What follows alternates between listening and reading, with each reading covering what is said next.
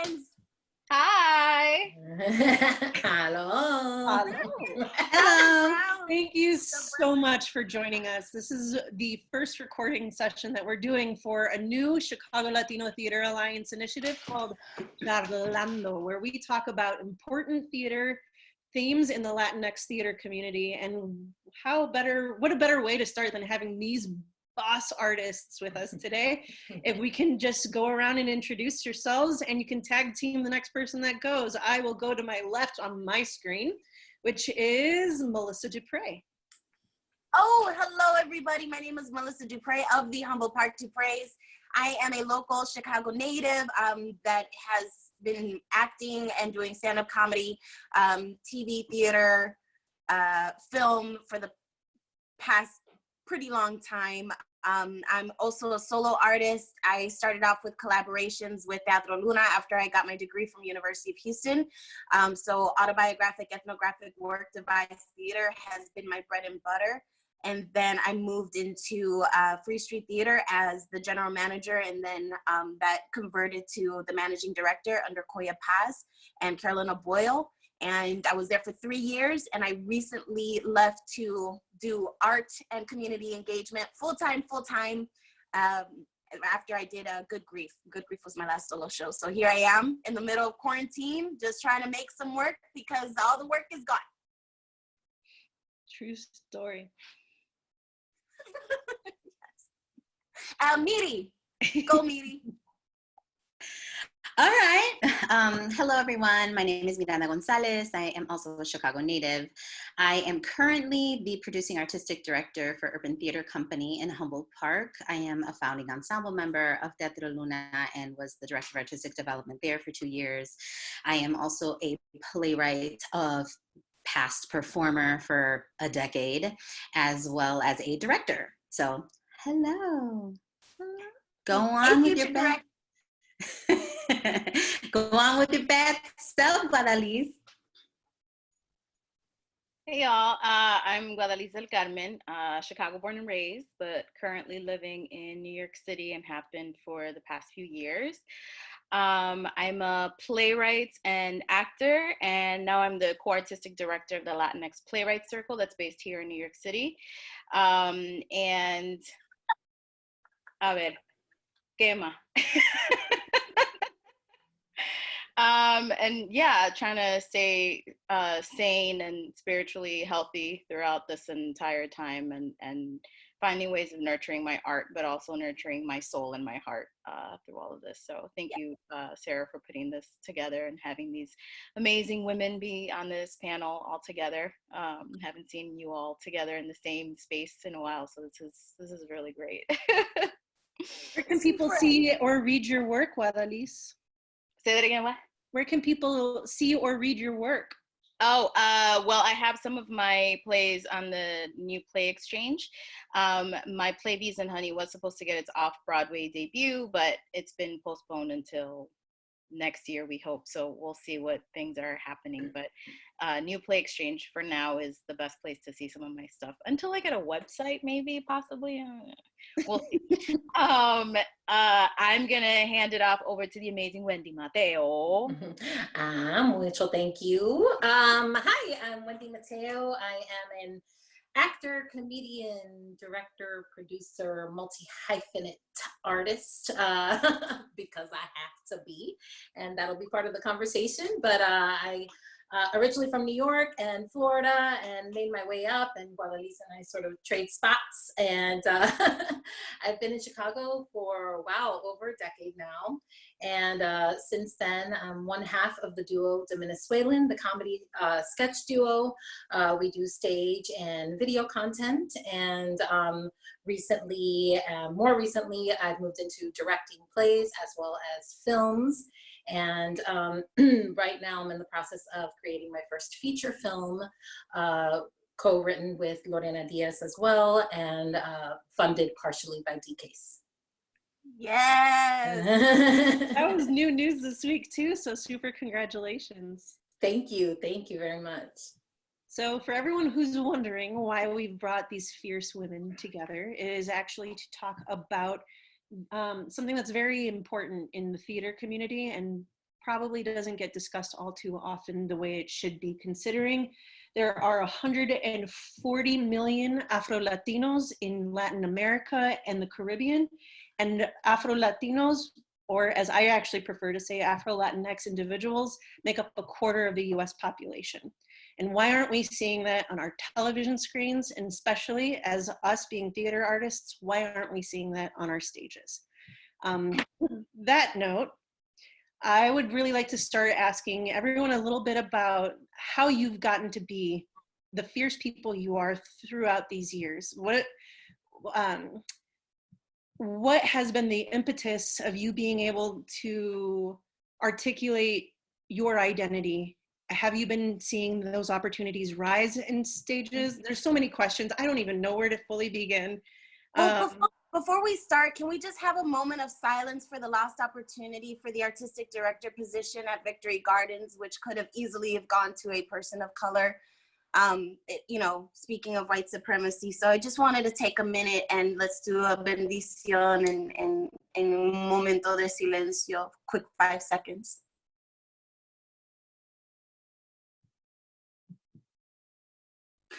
Thank you. Of course. Oof. Yeah, that is literally fresh news off the press this morning. There has been a call right now asking why this opportunity at the Victory Gardens wasn't open to a public review. So thank you for bringing that to this space right now. And on the same exact note, does anyone want to start off by talking about their own experiences and trying to find those exact opportunities in their own career path? Melissa, since you brought that into our space, why don't you? Well, I mean, it's really fitting on some individual artistic levels, as well as a person's ability, whether they're, you know, especially if they're POC, to be able to truly have equity, diversity, inclusion, because it's not enough to be on the front end and as a performer and as an artist. It really starts with bringing it to the table on an institutional and structural level. So like those opportunities are just as important, if not even more critical to have after coming from, you know, an artistic leadership position at Free Street. I knew that that was extremely rare and so profound and very important that someone who has an intersectional identity always has a stake and claim in how we are creating protocol and how we are creating institutional standards and with the ways that we work with communities and other artists. So, you know, I personally have always had to create my own roles. That's why I became a solo artist, because I didn't see that room on stage. And I think part of that mission also helped create a position in an artistic leadership position, because again, like, it's just about making sure that your voices are heard, that you're visible as a POC person. So I think that it's all important when we're talking about true equity and diversity, is that we have a stake, we have a claim, and we have a voice in what happens and how it happens. Miranda, as an artistic director for Urban Theater Company, how did you find that path into getting that, not only getting that position, but trying to shape your voice as part of an established company? Oof, yeah. You know, I am a person who came into this business in 1994, when there were literally none of me in that arena or in this space. And it was very difficult, a difficult place to navigate, because I was never Latina enough and I was never Black enough. That was just how it went. So auditions and things like that did not get cast to me. They always got cast to folks who looked a lot like, you know, Amy Garcia. Actually, they did go to Amy Garcia. Amy Garcia and I were always playing opposite of each other in a lot of places, or we were always in the same audition rooms in Chicago, and she would book them, you know, so where she would get the line in industrial films that was up front in like a McDonald's industrial, I would be the person in line waiting to get served by her, right? That was typically how that went. So getting from that point to where I am now at UTC was a very long road. It was also a lot of people not believing in me. It was a lot of times me constantly having to pull out my resume all the time. It still happens. It still happens in a room. I like to blame it on my youthful look. I'm like, oh, people just don't realize that I'm older than what I look like, but I know that that's not really what it is. It's just a lot of people are not used to having an Afro-Latinx person be, one, vocal, two, confident, and three, just have a very clear vision on where it is that they need to go. So when you have space available, a lot of folks question your validity, and they're unsure. They're not used to it, and for whatever reason. And of course, I know what the reason is: colonization. But that's just how it is. Oh, she dropped it. She dropped it. Siva. Always. But it is definitely, it has been a challenge. Also being female, it has been one of the greatest challenges. And I have seen so much misogyny. I've had sexist remarks told to me by prominent playwrights. I have had it all. So that was a loaded question. Like there's so many pieces of that onion that need to be peeled.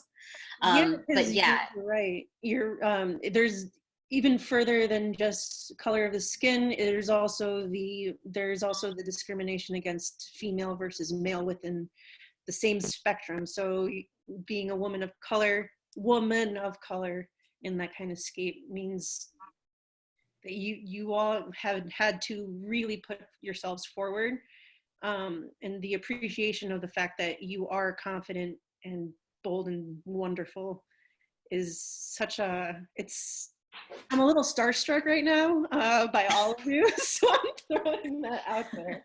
This is a Kiki. It's a Kiki. Kiki. I did want to kind of just add in, it's for me, and I feel like in the conversations that I've had with other Afro-Latinas especially, it's almost like a triple or even quadruple consciousness, right? Like the double consciousness that we've heard about in the African American community. I personally feel that we have something more along the lines of like triple or quadruple, being female, being Black, but then also being Latina, and all of these different, and being in the United States, and just having to like navigate all those different spaces. Like it can be very daunting, and it can be, when you are aware of how each and every one of those identities, how they exist in different spaces, like it's a lot, and it can be very overwhelming. And and I agree with you, Miranda, like sometimes you walk into spaces and if you have a certain position, people will look at you in different ways, and it's kind of like you got that position because you're female, or because you're Afro-Latina, or this and that, instead of it being because you're talented and because you have the ability to steer the ship in the right direction that it needs to go in. But that's definitely been on my mind, and hearing you talk, Miranda, especially, I was like, yeah, that's exactly what that feels like. It's like it's a triple consciousness that we always have to walk around with. And once you realize and you're able to pinpoint what the thing is, it's not a thing of, oh, maybe it was just me, maybe that's just in my head. And it's like, no, those are very much the microaggressions that we have to deal with on the daily. And then that's so important too, because part of what you both said was about like impressing some kind of visibility, which sometimes when we have to press it comes off as authority. Mm-hmm. And I think that to expand on what Miranda says is that we're constantly also trying to decolonize those practices and structures, right? And so when we think about isms, professionalism is also a byproduct of white supremacy. And so when we think about hierarchy structures, I think what we have, all four of us have brought to the tables, are collaborative and decolonized systems of working and systems of creating art that are contrary to what already exists. So aside from just trying to play the game, or at least like present in some form of some kind of entitlement that we deserve, we're also on the back end deconstructing all of those tools and mechanisms that made those positionalities important to begin with, that make us question our credibility and our validity. So, right, and so like part of that is a constant, it's a code switch and a dual processing system, right? And so like we know how to work in that world, but what we're gonna be doing is working in this way and using this particular language to do it. Mm-hmm. I just wanted to add before we move on to Wendy, too, is when it comes to being an artistic leader and being female, like I just want to say, I have known Erica Daniels for a very, very long time, since I've been in the business. So this is not for me an attack on her personally at all. This is something that has continually existed within Victory Gardens, within their construct, within and it is disappointing to see them to continue to perpetuate the white supremacy. Am I surprised? No, I'm not surprised. But I would like to say that this is also a call to action for POC artists to then invest in those theaters of color that exist, like the actual ones. A lot of the times they're are spaces that we try to take up because we're also looking for a larger institution to validate our work. And what is really needed is going back to the root and all of us really investing in each other and in ourselves. So a lot of the times when you see a large institution do something like that, it's more of like a trigger and a reminder of that there still isn't the proper space for us. And that for me is something that is really hard to swallow at the same time. And also it's, you know, it makes me say, okay, call to action, all my POC folks. That means that we all need to start advocating for each other's work in a way that is very different. And we need to start investing in one another and investing in I don't even want to say institutions, organizations that are definitely founded by and for people of color. You know, and it was very upsetting to me to see American Theater Magazine name VG as a theater of color. No, it is not. It was built on a white supremacist. Oh, yes. Oh, yes, it did. Yes. Yeah, it came out in December. December. It came out, In December. It's because I'm watching. If you're a leader of color, it makes the whole theater of color, doesn't it? Oh my. Allí yo me callo. Me callaron. Wendy, you're up. No, I don't even remember where the question began, but I feel like in talking about this, there are so many layers to this conversation when you think about just from a person standpoint, right? From where I was born and the family I was born into, and sort of deconstructing and decolonizing even your familial space. I'm Dominican. I was born in New York, and to me, I never knew any different. My mom called herself Black and Latina, and not even Latina. She just called herself Dominican, and that's who we were. And it wasn't until I moved to Florida where I had to begin defining and identifying for people what I was. And as I grew into my art, then it became about defining that, when all I really wanted to do was act as a kid. I wanted to act and I wanted to write. That's all I ever knew, all I wanted to do. I wanted to be Meryl Streep, but I also wanted to be Woody Allen, until I realized how fucking terrible, all the problematic ways in which those things exist, right? But that's where I came from, and then I had to constantly, I think, the constant identification of oneself so that other people can feel comfortable and understand you is really where I find myself now going, I don't care. I'm going to tell this story because it's a story I know, and it's a story that I know exists not only for me, for other people, maybe in different ways, but it exists across culture and across Americas. And then I wanted to, my work is not only in directing and in acting, but I also, for my day job, right, I'm also a corporate trainer in the area of diversity, equity, and inclusion. So I get to see all of these things play out in a very different space, yet they play out very similarly and in parallel to what is happening. For instance, I can go into any brand. I've worked for Abbott Industries. I've worked for big tech companies. I've worked for different kinds of brands as a corporate trainer. And then I'll get an audition. I just got this audition recently, and it upset me on so many levels. And I was like so happy to get to be in this space and talk to you about it, because I couldn't figure it out, you know? So I'm looking at the breakdown, and it says, you can audition for the teacher. Most people could audition for the teacher. I had to audition for the bilingual teacher specifically. But it said the other teachers, which means white teachers, if they knew Spanish, could audition for the bilingual teacher role. And it said specifically right next to the breakdown, bilingual teacher, Hispanic / Caucasian.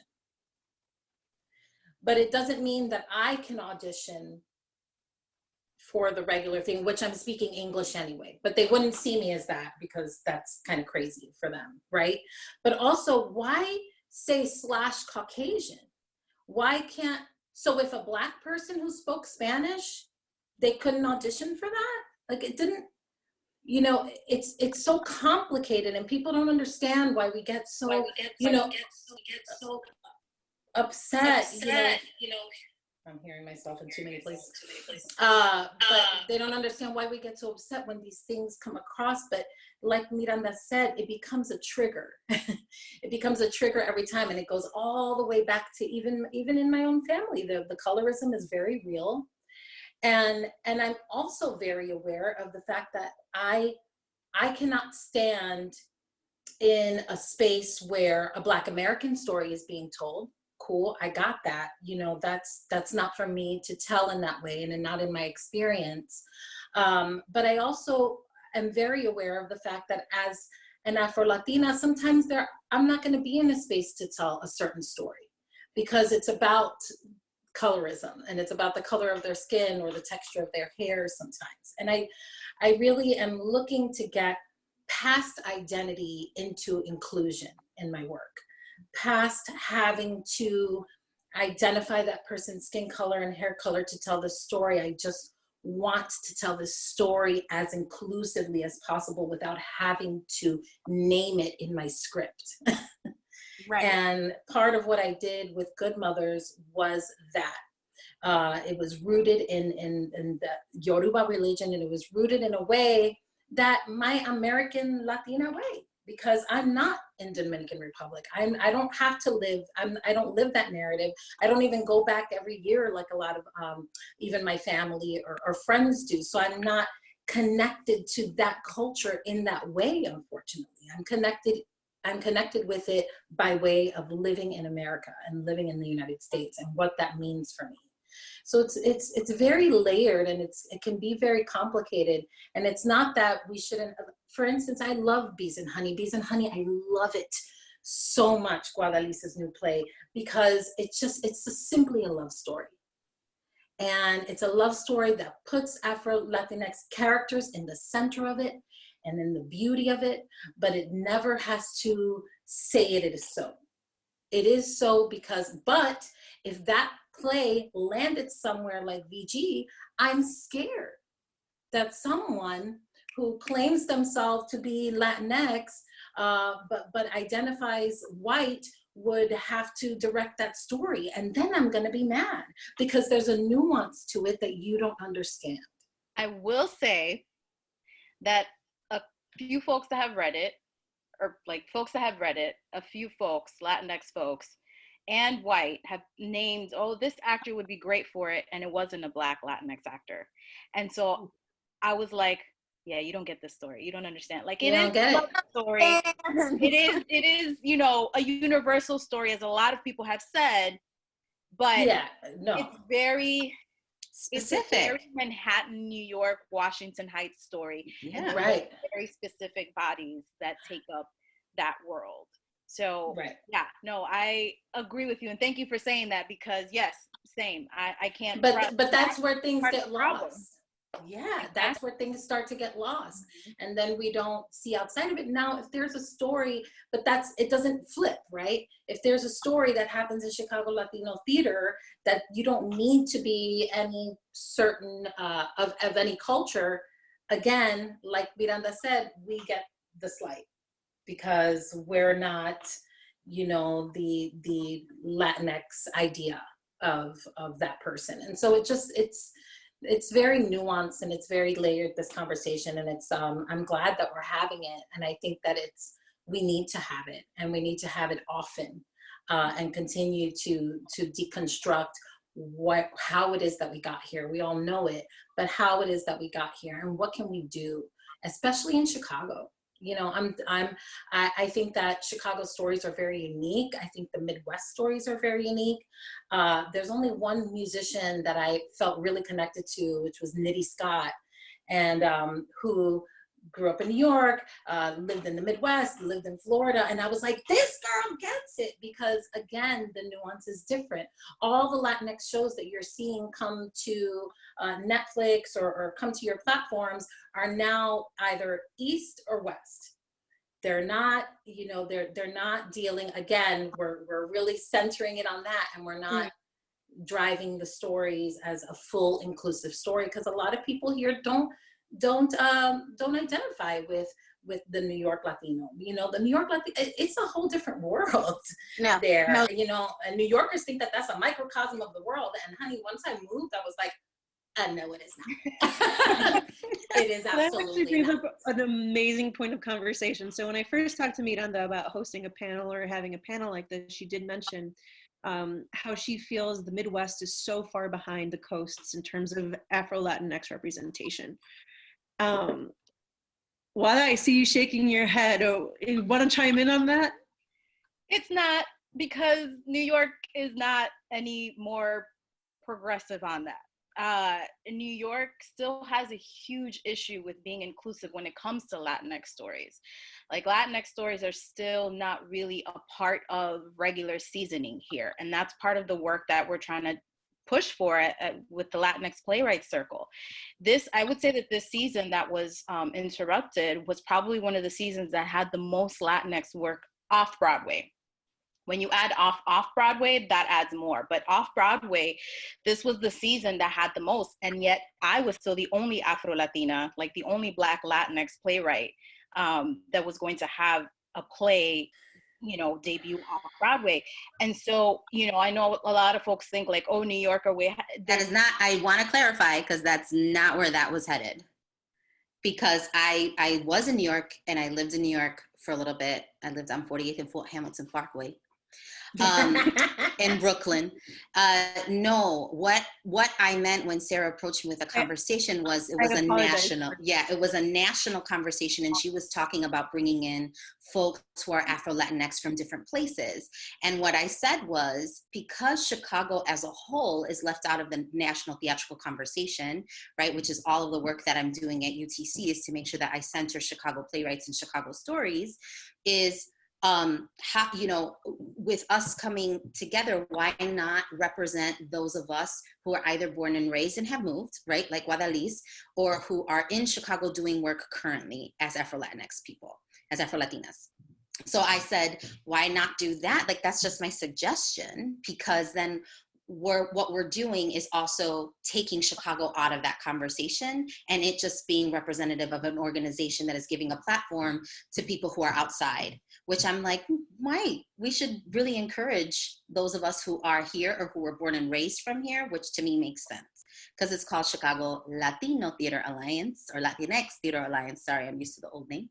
And, you know, and so we need to definitely... I haven't changed that. Don't get me in trouble. Oh, have we not? Oh, I'm sorry. I keep doing that. Sorry, Mira, love you. But regardless, like the stories here, like you would think, considering, you know, there's such a large Latinx population here, that there would be more stories being told on stage, and really there isn't. And Dominicans are the largest Latinx group here, and even within the Latinx work that's being done, we're completely left out, you know. And the only theater that really has produced Dominican stories is off Broadway is Repertorio Español. You know, and they've really only been producing one playwright, which is Marco Antonio Rodriguez. So, you know, and UTC did Ashes of Light. So, you know, UTC is very familiar with Marco Antonio's work.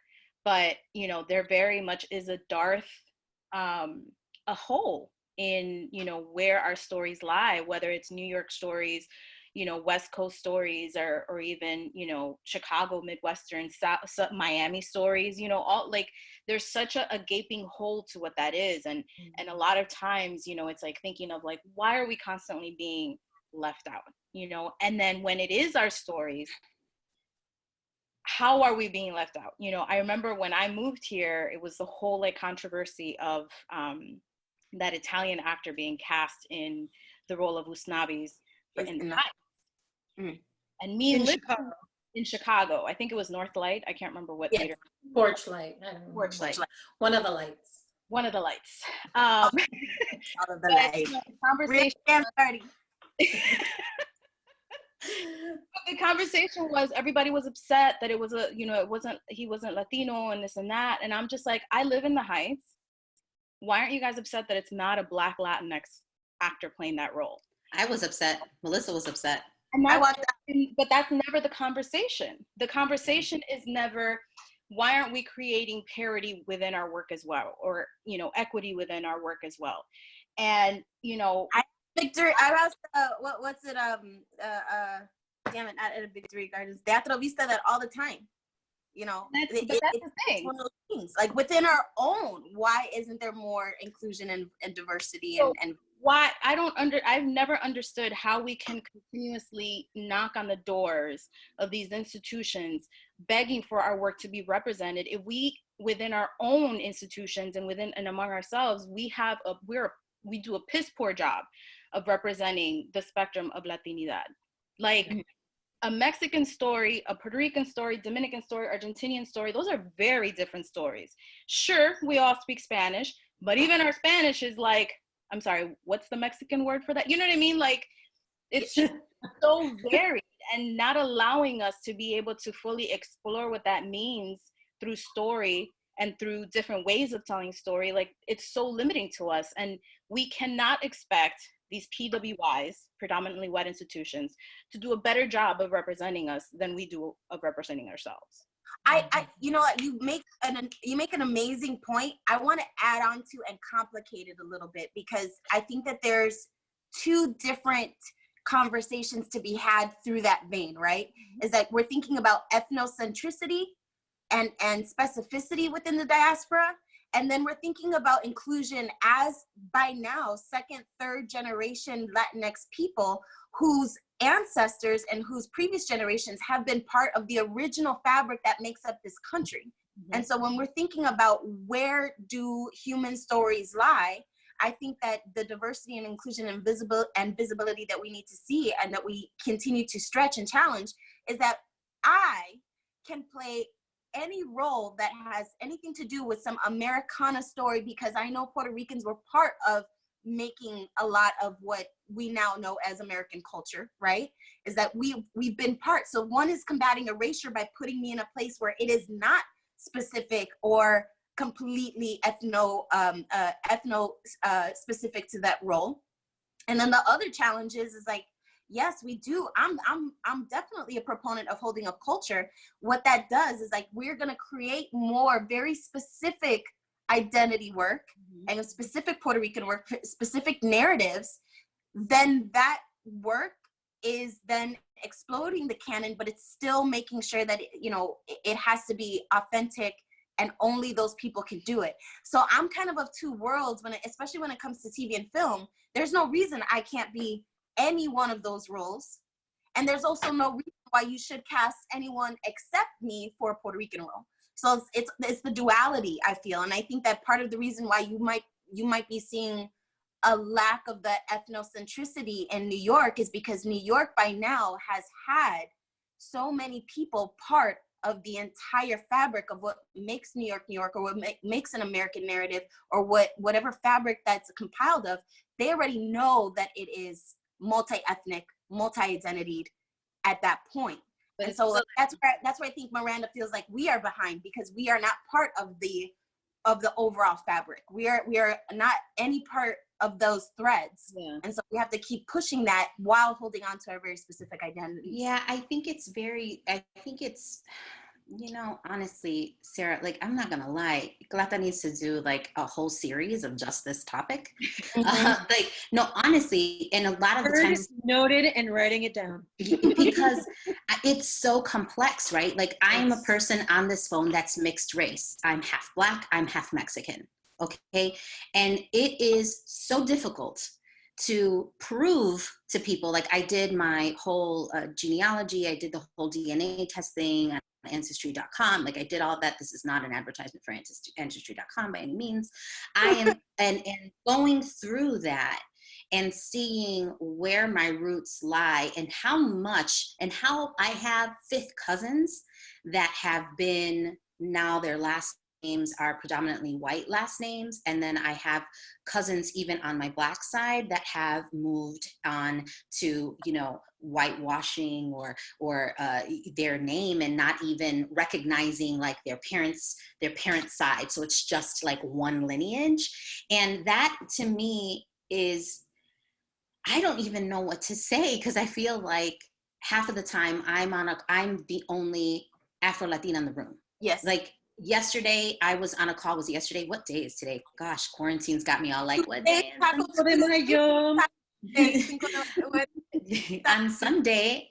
On Sunday, I was on a call with my family, half of them from Mexico, some of them from Texas, and a few from Chicago. And my cousins in Mexico are like saying in Spanish, they're like, oh, ella es mi prima? Ah, ¿de dónde? Ah, ella no se parece a nosotros. Like, right away, it's like, how can she be a part of the family? And mind you, it was like a little cousin who was 13 years old. You know what I mean? Like, it was a young person. But at the same time, I'm thinking, how is it that this person doesn't know all of the color that exists? And how I have a cousin in Mexico that is also her cousin, that is my age, that looks just like me, no lie. I'll send pics for proof. And she's 100% Mexican, and it's like, gosh, there's so many different colors within this diaspora. And it is so unfair that what children are still used to, and how we're continuously perpetuating that, right? Like, my aunts have known me since I was a little girl. So a lot of them were like, ay, Miranda, que mucho gusto, ay, mira, qué grande, déjame ver tus hijos, like, they're going back and forth. But it's so interesting. And then, like, when I talk to my dad, my biological father, we keep in touch and we talk and whatnot. He's always talking about someone who married someone who was white, or someone who was not Black, right? Like, he himself will be like, oh, I love me the Latinas, and I'm like, okay, Dad, like, is that better? Like, I don't, is that better than a Black woman? Like, I don't understand. So it's so interesting to see that. And it's so hard for me, because this is so loaded. Conversations about visibility and centering our voices are so difficult. And I do aim for inclusion. Like, I definitely play, I also am a project manager for a D&I organization.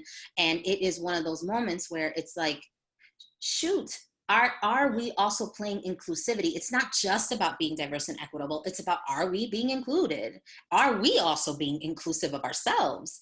And I get angry. The truth is I get very angry, because I have now been in Chicago and a Chicago theater maker since 1998, even though I was in the business since 94, but I was in a so-called, I guess, driving seat with writing and producing all of that, with Teatro Luna. And even then, we were calling out other theater companies for them putting white people in our roles. And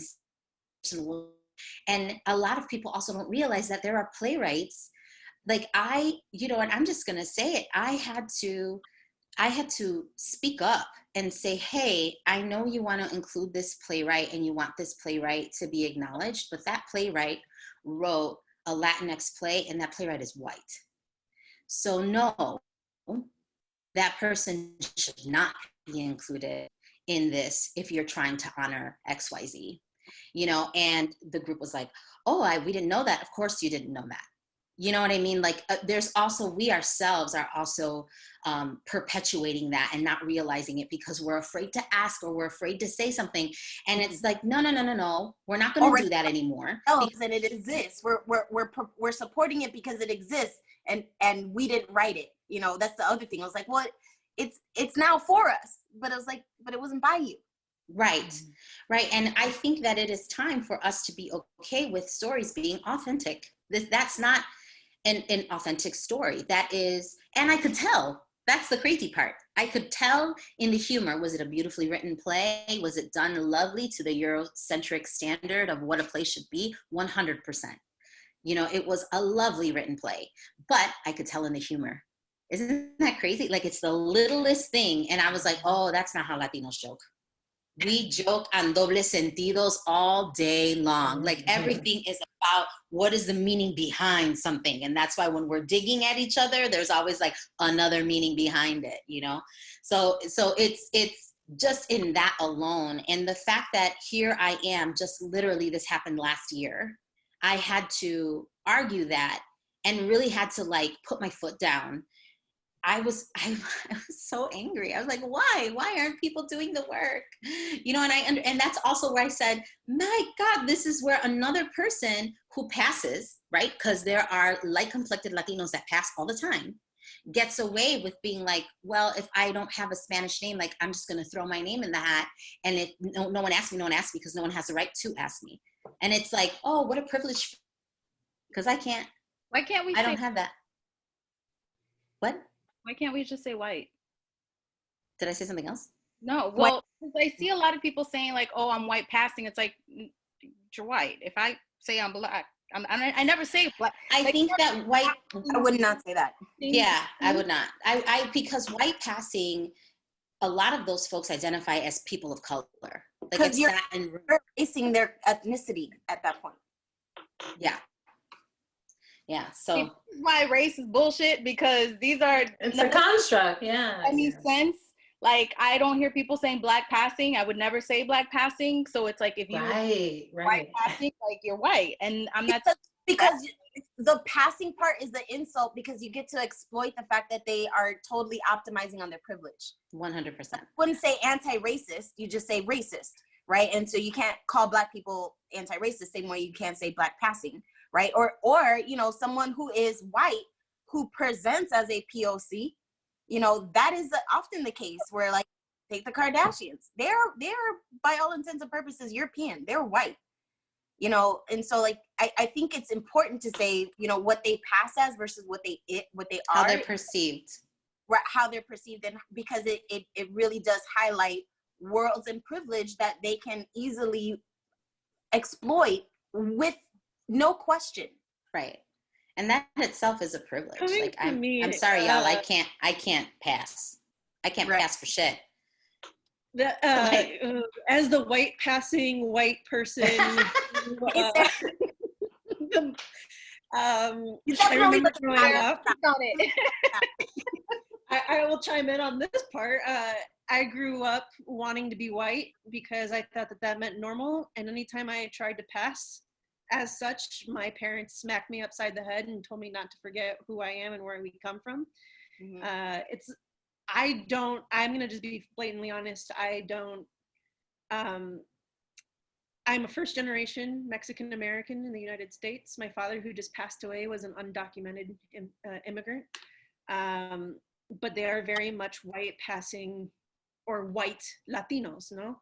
I am now getting to the point where I feel comfortable saying that I am white because of the education that I'm learning from being in rooms with folks of different skin color, right? Because it breaks down from race to ethnicity, and the ethnicity is where I am Latino, I am Mexican, my parents are Mexican, but my skin is white. And coming to terms with that is totally colorism within the Latinx community. Because I mean, ask Wendy. I'm so sorry, Sarah, I didn't mean to cut you off, but I was going to say, like, we could get into terms, because Wendy and I, that's what we do. Like, we explain to other people why we use the terms that we use and why it is important important to acknowledge and say those words. You know, when I took an anti-racism course, like I used to love one of the leaders. He would always say, as soon as you said something like what you said, Sarah, I wanted to be like, say that, because that's what he would say. You know, he'd be like, say that right there, say that, you know? Yes. Church. Yes. You know what I mean? But yeah, I'm sorry. I didn't mean to cut you off. I apologize. I get passionate. I'm so passionate. Are you kidding? I get passionate too. I'm doing my best to try to not be like, yes, say it. So great. You know, I think too, it's rooted in, when we talk about, especially Guadalis, when you referenced, Dominicans are the largest Latinx population in New York, but yet their stories hadn't gotten there. You know, it's a conversation about access. And when you come from a place where you don't have access to theater, as I didn't have, I can't tell you how many times I have to answer the question, why aren't you in New York if you're an actor? And I'm like, do you think I could get there? I lived in the Bronx for the first part of my life. And thankfully, my mom did have some, she was someone who pushed out of her situation in the South Bronx, which not many people did, in order to become an administrative assistant. She worked her way up. And so once a year, 1 year, she took me to Radio City Music Hall when I was 7. And that blew my mind. But to tell you, just like in Chicago, there are people in the South Side of Chicago who have never been downtown. So when, just because you are physically close to a center doesn't mean that you have access to any of it. And so I think a lot of this conversation and a lot of why other Latinx folks don't step up to widen that is because we all think we're in this thirsty bucket, and that there's not going to be, there ain't going to be no room for the Latin. First we have to get these people in camera first, and then you can come, or, I ain't mad. I love Julissa ends up on a show on, Gentified on Netflix, and I'm loving her because also they didn't have to explain it. And I'm so happy she's there. Have I been doing it longer? Yes. But I'm not going to sit here and be thirsty. I'm like, because of her, thankfully, great. Let's open up these floodgates. There's room for everybody. And I think it's so hard for people to, when you don't come from something, to think that there's going to be room for all these other people. Mm-hmm. And I think that's really, and when we talk about let's support each other and let's truly not just support oh, look, I went to their show and it was great. No, really advocating for folks, because that's where those pools get widened, and there's room for all of us, and all of our stories, they're unique. My stories don't look like Guadalis's stories, and we're both Dominican. You have to create them. You have to create them. That thirst bucket, that thirst bucket feeling comes from a scarcity, that the work is not there for us to be had, right? It's the scarcity model that we are conditioned to believe there's not enough. And just like Julie sounds like, oh, we could have, that could have.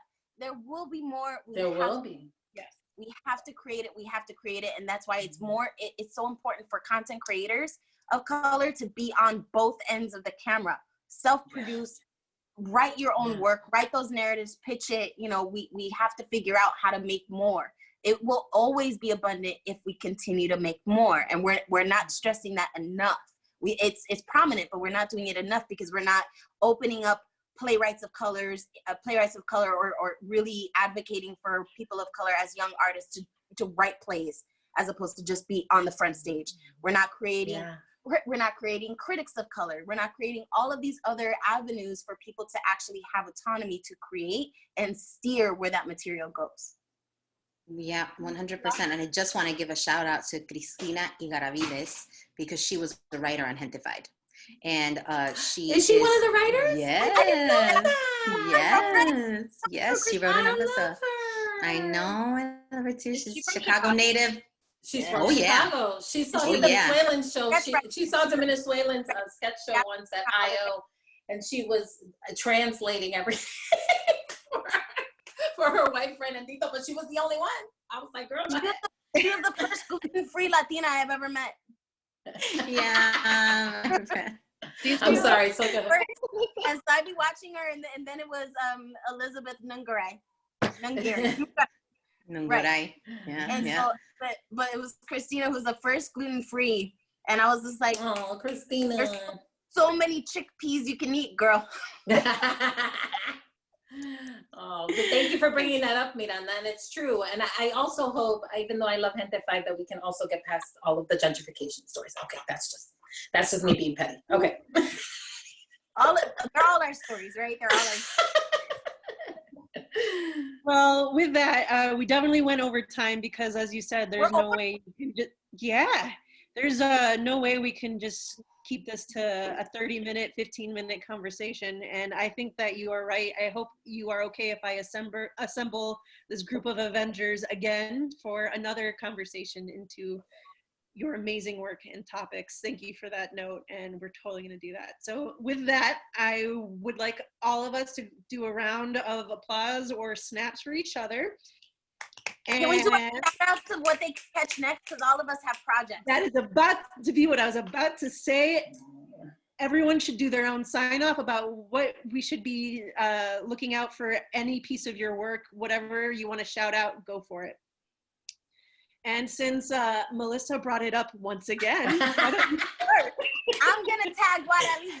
I'm going to tag Guadalis for her shout out. Well, I mean, if you go to playathome.org, I do have a play on there. It's called Mommy's Recipe Book. That's probably like the most recent thing I have. It's a really cute story. And then Bees and Honey, whenever that happens, we will see. But also, like, you know, if you like go on the Latinx Playwright Circle, we're on Facebook, and we're also online. We're really working hard on putting some kind of programming together. And then my play, A Shiro's Journey, or What Anaka Ona Nyamaya Taught Me, is on the Parsnip Ship, so you can listen to it on there. Ooh. Right back at you, Melissa. And now it's time for Wendy. Get your yes, be on the lookout for a lot of content. Venezuelan is not resting, and we are going to be creating a lot of digital content coming up to support the feature film that will hopefully be filming in 2021 at some point. But on the way to that, be on the lookout for a podcast, be supporting that content, be on the lookout for digital videos that we are doing in conjunction with Gabe Ruiz and Marvin Quijada. That's going to be super fun. Yeah, so just keep on the lookout. I'll be there. Okay, like my posts. Okay. Because these algorithms, right? These algorithms we get you. I'm like, why don't yeah, you are. Like this? Right. Miranda, where you at? Where you at? Look at you, girl. Not taking up space. I love it. She's like, not me, not me. Gosh, what am I not working on? Let's talk about that. As far as urban theater is concerned, our next production will be Brujaha by Melissa DuPrey, who is on this call. Yes, that's that her. And then and then as far as like my individual artistic work right now, my play 5 has been picked up. It is a story based on my family. And I am finishing that up and trying to figure out workshop times for that. And that is, I don't want to say too much about that project, but it's happening outside of UTC and has nothing to do with UTC, which is kind of nice because I'm spreading my wings, spreading them, and whatnot. But yeah, I mean, I'm also working on projects with several lovely ladies in this roundtable discussion because we got to stick together. You know what I mean? Like we have to support and reinvest in one another. But I'll let the other folks talk about that as well. So there you go, Melissa DuPrey, off to you. Hello, friends. Welcome back. So where do we go? Where do we go? Commercial break? No. This channel. What do you do when you get a creative in quarantine? They create, right? And so I spent a month off, but then I was like, you know, we still need to be able to hold space. So Good Grief was a project that I did with the support of NALAC, the National Alliance of Latino Arts and Culture, where I was able to bring mental wellness practitioners to a play that had a lot of heavy material around mental wellness, it was a play about me and my mother and living with somebody with bipolar disorder. I have extended the social justice component of that play to live on a Facebook page as the Good Grief Project, where during this quarantine, since so many of us are struggling with our mental and emotional wellness, all of those practitioners are going to be invited to that page as a resource and discussion page. So that way you can connect with someone, you could exchange information, and you could still receive services, whether it's teletherapy, Zoom meeting, and it's all accessible, and they're all local, POC. Some of them are queer, most of them are all multidisciplinary, and a lot of them are rooted in ancestral practices. And so you'll be able to find all of that at the Good Grief Project Facebook page, and that launched on Friday. And then launching May 11th, I've decided to create a social reality show where I go on 50 blind Zoom dates from now until the end of quarantine to find the person that I want to go on the first post-quarantine date with in an actual restaurant. So the producers are also on this call: Wendy, Mateo, Miranda. What is this? This blows my mind. I have already gone I on. love her. I've already gone on 3 dates. It's spectacular.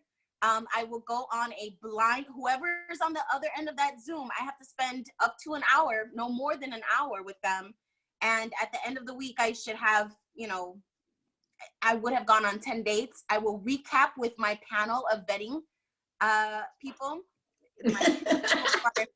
Hello again. We'll talk about what we discovered, why we picked them, and who goes on to the next week. So at the end of this 50, I should have 5.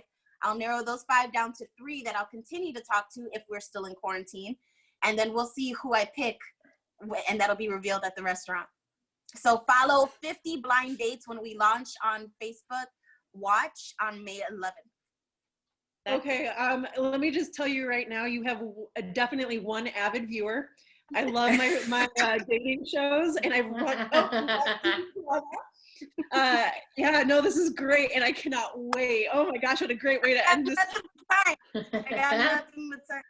We need to talk about Good Grief in New York City, though, Melissa. Yes. Hey, I'm glad you mentioned that. I am also working on a tourable version of it. It had a lot of production components compiled into it. It was elevated in those ways. I'm releasing the digital version of it in the next coming weeks. So it'll be available digitally, but I definitely will be able to tour it. And we're going to invite groups that are affected by mental wellness, substance abuse, emotional disorders, mental disorders, any of those things. Amazing. Thank you again, everyone, for joining us. I loved everybody. Thank you, Guada. It was so good to see your face. So good to see your face. Miss you, Guada. Miss you. We need a Zoom call of our own. Yes. Yeah, we got it. We need a Zoom call of our own. Latino Theater Alliance saying goodbye, much like a normal Latino goodbye. ¿Quién beso? ¿Quién beso primero? Thank you.